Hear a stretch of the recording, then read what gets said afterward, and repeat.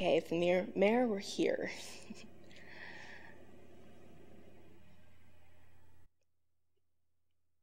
I'd ask him if he had anything nice, anything pretty in his office that I actually liked, anything that made him proud to look at, anything that maybe people were impressed by, or I don't know, maybe does he have a drawing that his daughter or his son did in class? Because that's the arts and that's what he's hurting. If he's going to drop the funds, then you better take all that stuff out of his office and sit on a box.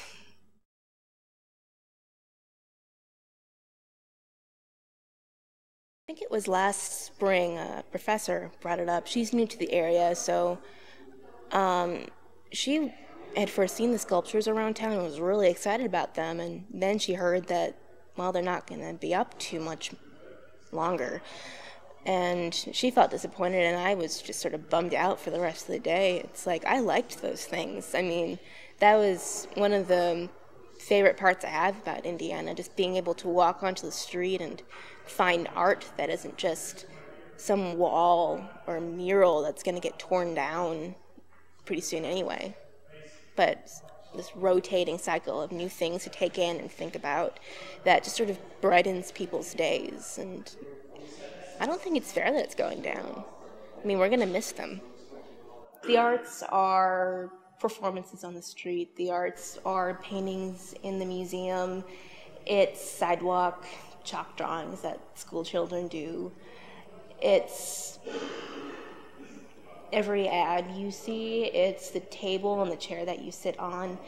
No one wants everything to look ugly, but we don't always realize that it's an artist or someone with an artist's sensibilities that makes it possible for us to have a pleasing existence, I guess you'd say. The arts are my sanity. Without them, I would be a little gray person stuck inside her box. And I might be in business school and hating every single minute of it.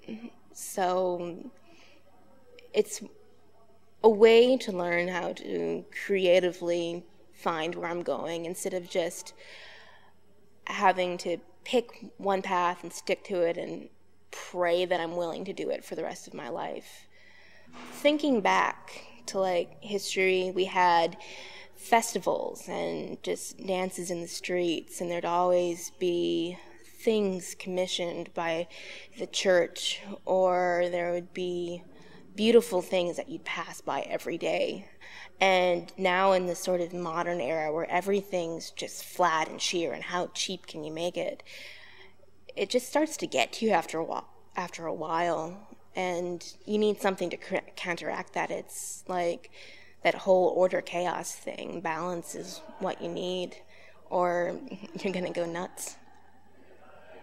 It's all about money. You have the old stories about how artists were, the rich people, the people of leisure who had the time and the resources to do it. But, that's only a small portion of the population. That's only a small sample of all the ideas that are out there. And when there isn't enough money to support the people who perhaps need the funding the most to get their ideas out there, I mean, culture suffers, ideas suffer, they just don't get out there.